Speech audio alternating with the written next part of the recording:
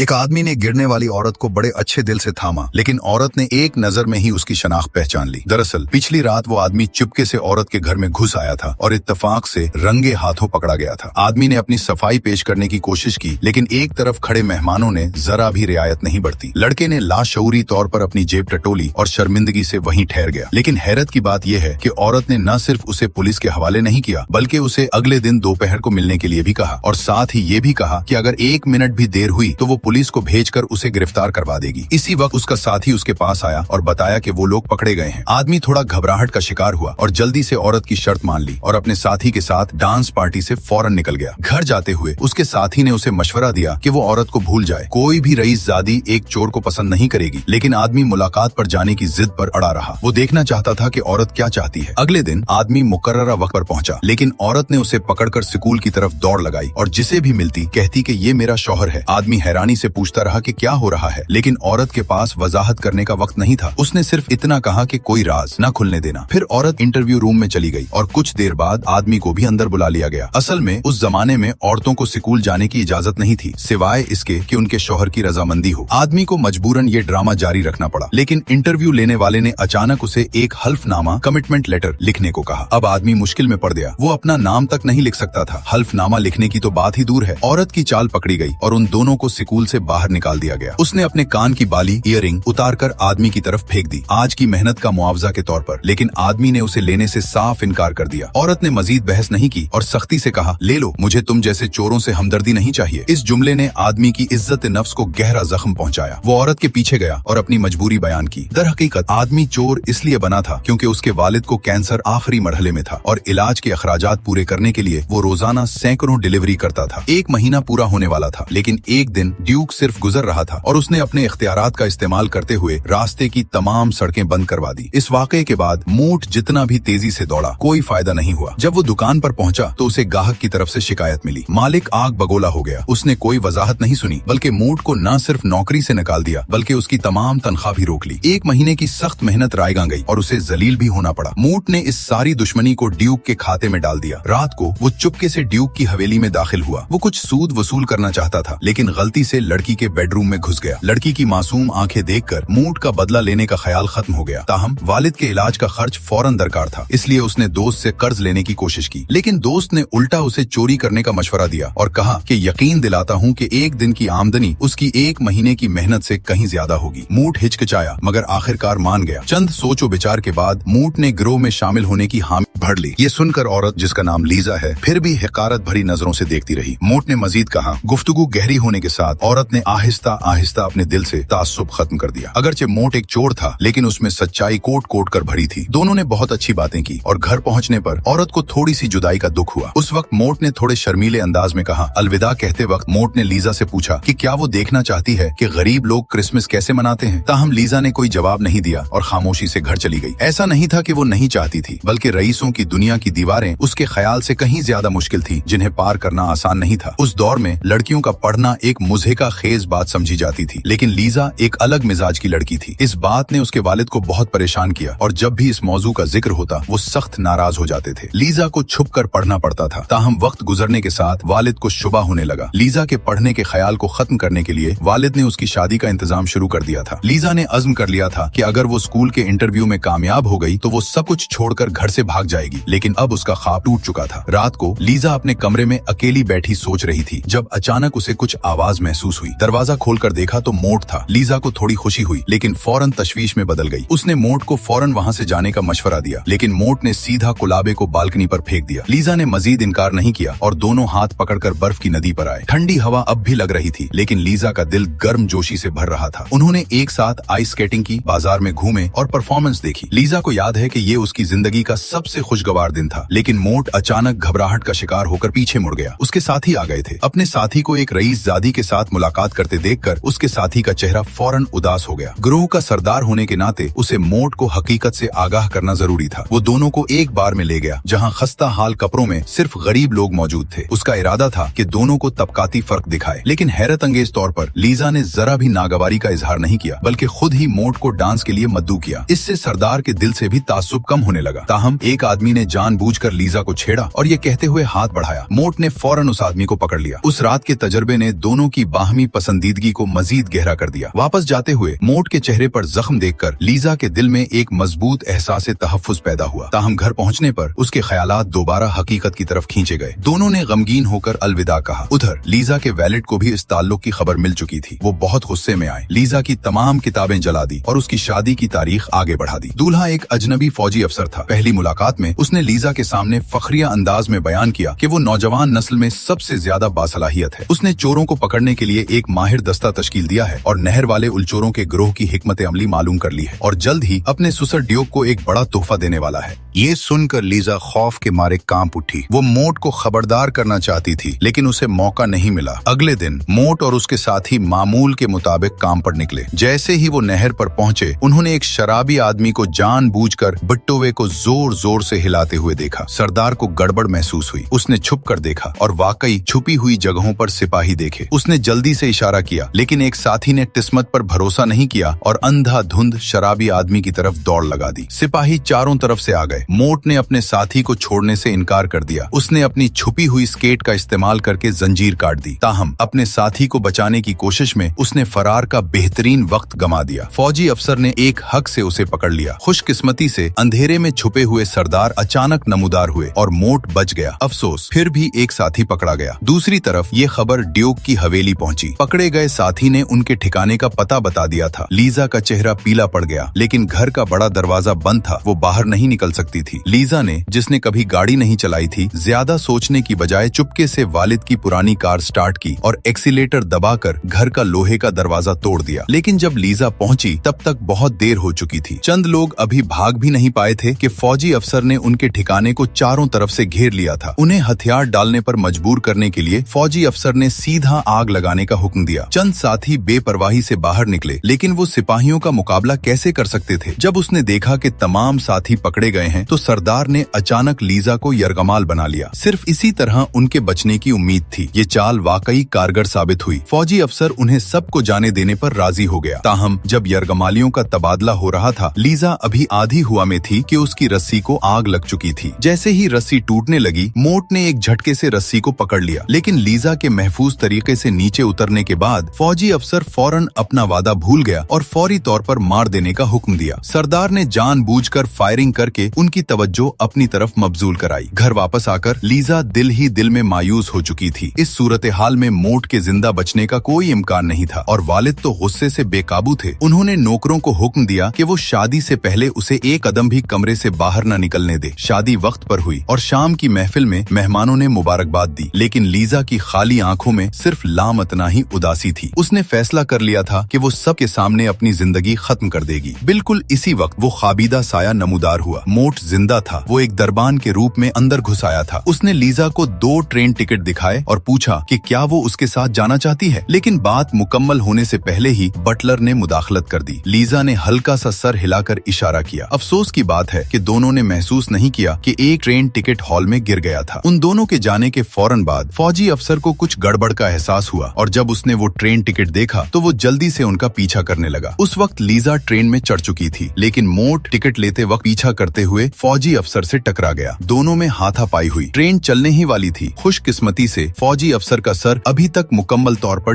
ठीक नहीं हुआ था। मोट ने मौटने का फायदा उठाया, टिकट उठाया और ट्रेन की तरफ दौड़ा। आखिरी लम्हे में छलांग लगाकर अंदर कूद गया। उसी वक्त फौजी अफसर ने अचानक पिस्तौल निकाला। मोट को गोली लगी और वो जमीन पर गिर पड़ा, लेकिन खुशकिस्मती से गोली खानदानी विरासत में मिली स्केटिंग के जूतों पर लगी। कई सालों बाद लीजा ने अपनी तालीम मुकम्मल की और वो रूस की पहली खातून कीमियादान बन गई। मोट हमेशा उसके साथ रहा और उन दोनों को मोहब्बत की निशानी के तौर पर एक बच्चा भी हुआ। उन्होंने अपनी काफी हिम्मत से अपनी मोहब्बत को बहुत देर से नहीं मिलने दिया और जब तक 2 हमदर्द दिल साथ हों, जिंदगी की कांटों भरी राहों का सामना करना कोई मुश्किल बात नहीं है।